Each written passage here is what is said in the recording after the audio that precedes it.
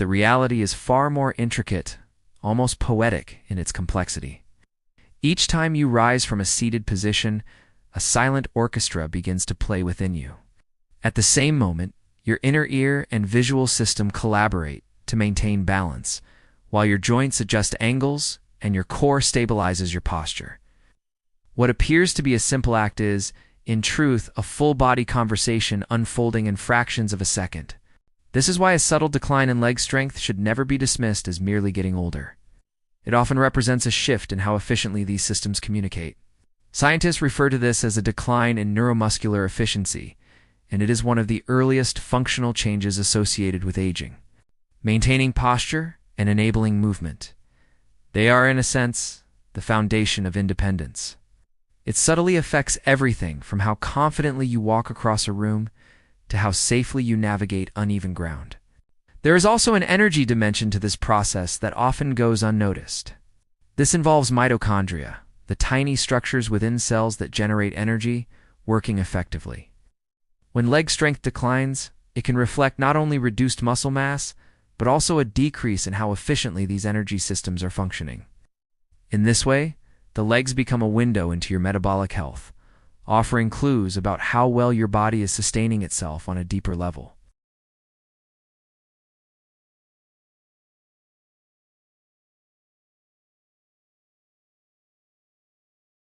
There is something profoundly revealing about simplicity, especially when it comes to understanding the human body. A test that takes only 30 seconds might seem almost too basic to carry any meaningful insight.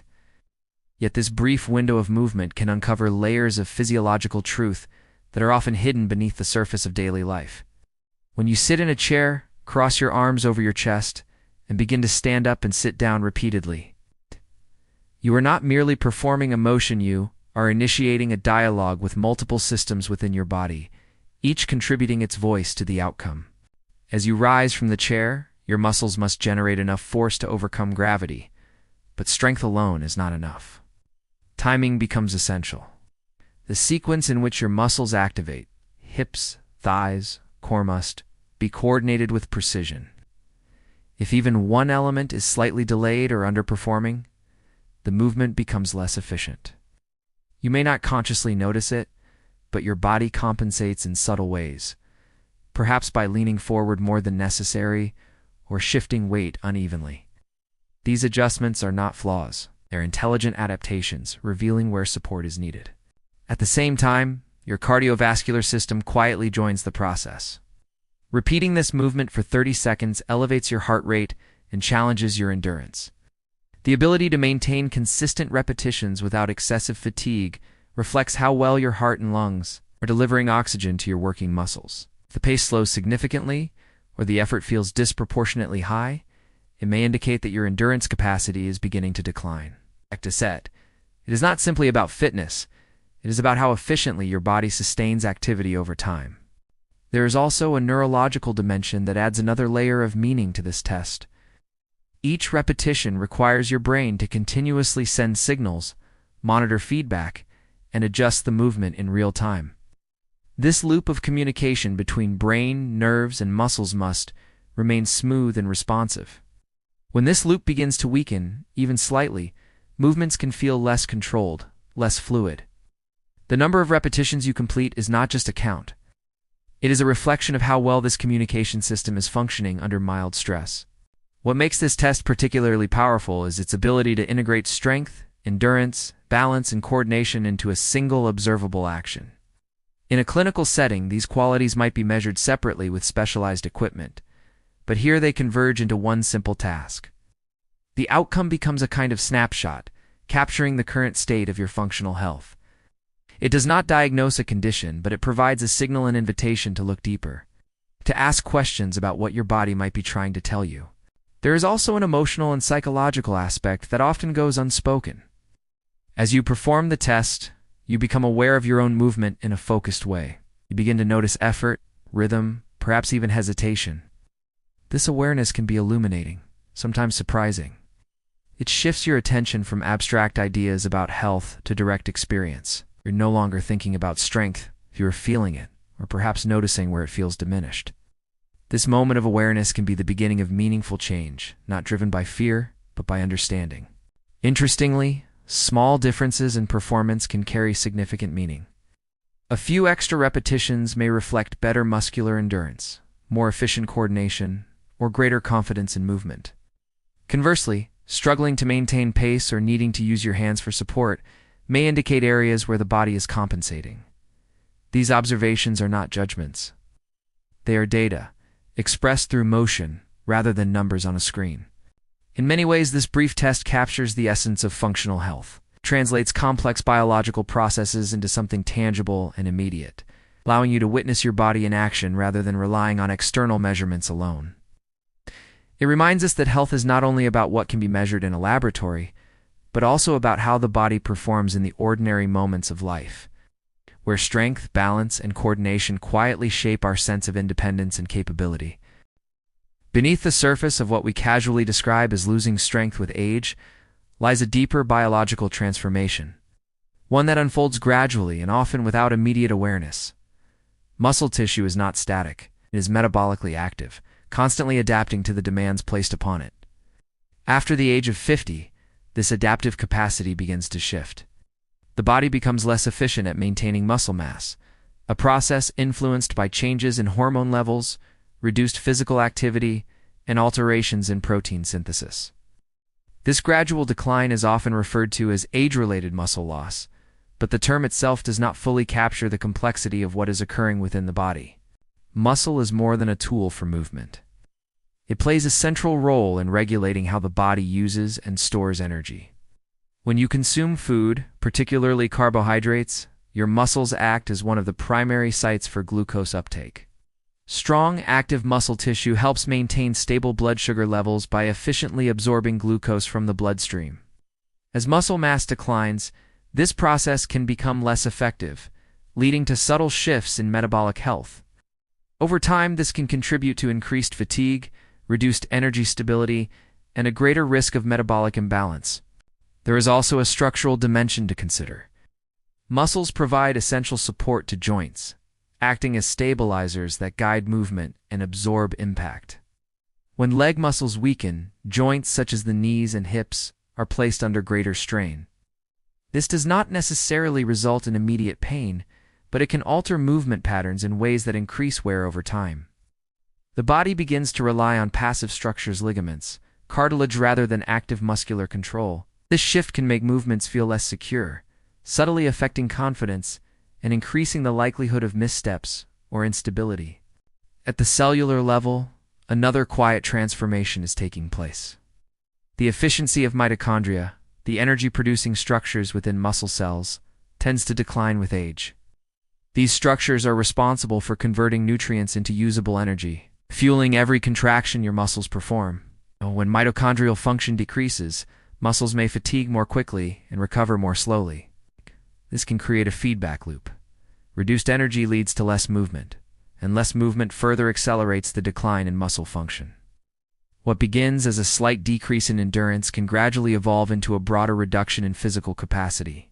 Hormonal changes also contribute to this process in subtle but meaningful ways. Hormones that support muscle maintenance and repair, such as growth-related signals, become less abundant or less responsive. This does not mean the body loses its ability to build or preserve muscle, but it does mean that the process requires more intentional effort. The same activities that once maintained strength effortlessly may no longer be sufficient. And without adaptation, the body begins to prioritize efficiency over robustness. What is particularly intriguing is how these internal changes often manifest externally in small, almost unnoticeable ways.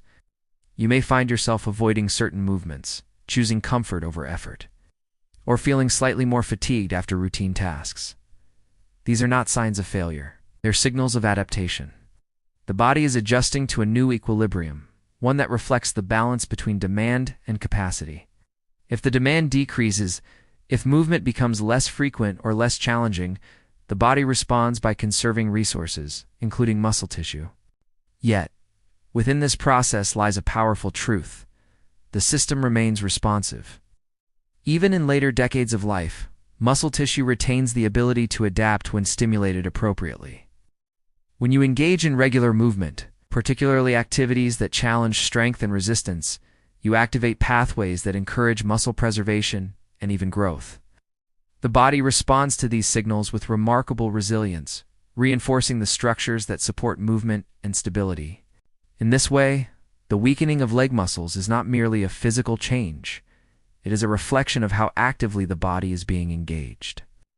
It reveals whether the systems responsible for energy, stability, and movement are being called upon or allowed to recede.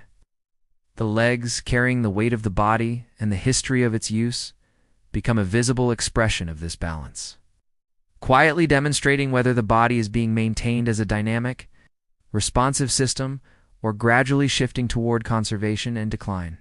What is most encouraging and deeply intriguing is that changes we associate with aging are not fixed outcomes but dynamic processes. Continuously influenced by how we live and move, the human body doesn't just decline. It adapts, responds, and recalibrates, based on signals it receives daily. Even after 50, 60, or beyond, systems for strength and movement retain a remarkable capacity for renewal. This adaptability is not a theoretical concept, it is a biological reality observed across countless studies, where individuals regain strength, improve balance, and restore function through consistent, intentional movement. At the center of this adaptability lies a fundamental principle. The body responds to demand. When muscles are challenged through resistance, weight-bearing, or controlled repetition, they receive a signal that they are still necessary. In response, the body begins a process of reinforcement. Muscle fibers repair, and in many cases, grow stronger. Neural pathways become more efficient, allowing the brain to communicate with muscles more effectively. Even the energy-producing systems within cells begin to operate with greater efficiency. This is not an overnight transformation. It is a gradual reawakening of systems that may have become less active over time. What is particularly important to understand is that this process does not require extreme effort or intensity. In fact, the most sustainable improvements often come from moderate, consistent activity rather than occasional bursts of high exertion. The body responds more favorably to regular signals than to irregular demands. Simple movements, standing up from a chair repeatedly, walking with intention, engaging in light resistance exercise, and begin to shift the internal balance, from decline toward maintenance and even growth. Over time, these small actions accumulate, creating meaningful changes in strength, stability, and confidence. There is also a neurological dimension to this renewal. As muscles are engaged, the brain continuously refines its communication with the body. Movements become smoother, more coordinated, and more efficient.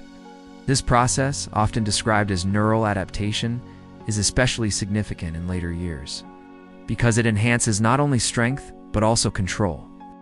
Improved coordination reduces the risk of falls, increases confidence in movement, and allows the body to respond more effectively to unexpected changes in the environment.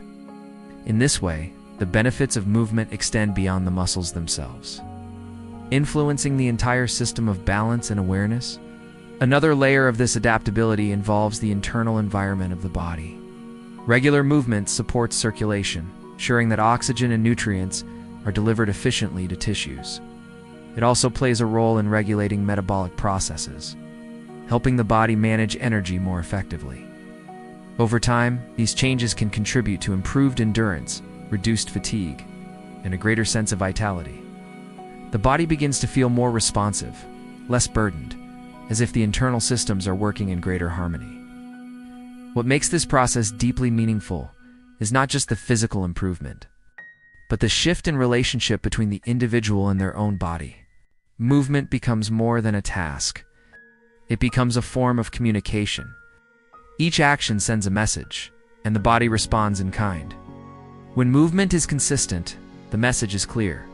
The body is still needed, still engaged, still part of an active life. This ongoing dialogue fosters a sense of agency, a recognition that health is not entirely predetermined, but can be influenced through daily choices. There is a quiet empowerment in realizing that even small efforts can initiate change. The body does not require perfection. It responds to intention and consistency. Each step taken, each repetition performed, becomes part of a larger process of renewal. Over time, strength begins to return, Movements feel more stable, and confidence grows not as a sudden transformation, but as a gradual unfolding of the body's inherent capacity to adapt and sustain itself. There is a subtle but powerful shift that occurs when we begin to see the body not as something that is simply aging, but as something that is constantly responding. This perspective changes everything. Instead of viewing weakness, especially in the legs, as an unavoidable decline, we begin to recognize it as feedback information being communicated through sensation, effort, and movement. The body does not operate in silence. It speaks continuously, but in a language that requires attention rather than reaction. Weakness, stiffness, hesitation, these are not random occurrences. They are expressions of how the body is adapting to the conditions it has been given. When the legs begin to feel weaker, it is often the result of accumulated patterns rather than a single cause. Reduced movement, prolonged sitting, limited exposure to physical challenge, all of these factors gradually signal to the body that less strength is required.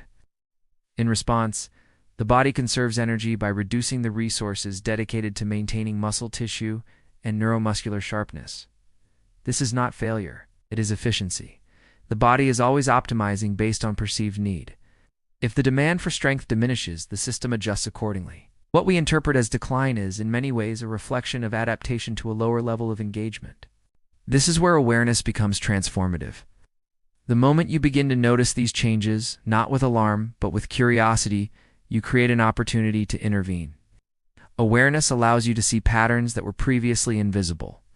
You begin to recognize how often you avoid certain movements, how frequently you choose convenience over effort, how your body subtly shifts to make tasks easier but less demanding. These observations are not meant to create guilt. They are meant to illuminate the relationship between behavior and biology. Once this relationship becomes clear, change becomes more intentional. There is also a psychological dimension to this process that deserves attention. As physical confidence decreases, even slightly, behavior often follows. We may move more cautiously, avoid uneven surfaces, or hesitate before engaging in activities that once felt natural. This cautiousness is understandable, but it can create a feedback loop. Less movement leads to less strength, and less strength reinforces the desire to avoid movement. Over time, this loop can narrow the range of experiences the body is exposed to, further limiting its capacity to adapt. Breaking this cycle does not require dramatic action. It begins with small, deliberate choices to re-engage. What is deeply encouraging is that the body responds quickly when given new signals. Even modest increases in activity can begin to reverse some of these adaptations. When you challenge your legs gently, but consistently, you send a message that strength is still necessary. The body listens. It begins to allocate resources differently, preserving muscle tissue, improving coordination, and enhancing stability. These changes may not be immediately visible, but they are taking place beneath the surface, gradually reshaping how the body functions. There is a philosophical insight embedded in this process, one that extends beyond physical health. The body reflects how we participate in our own lives. Movement is not just mechanical. It is expressive. It reflects engagement, intention, and presence. When we move less, we are not only reducing physical activity, we are, in a subtle way, withdrawing from interaction with the world. Reintroducing movement, then, becomes more than an exercise routine. It becomes a re-engagement with life itself, a reaffirmation of capability and connection. In this sense, weak legs are not a fixed condition, but an invitation. They ask you to pay attention, to listen, to respond with intention rather than assumption. They remind you that the body is still adaptable, still responsive, still capable of change. Each step you take, each effort you make, becomes part of an ongoing dialogue, one in which the body continuously reshapes itself based on how it is used, reflecting not just the passage of time but the choices made within it.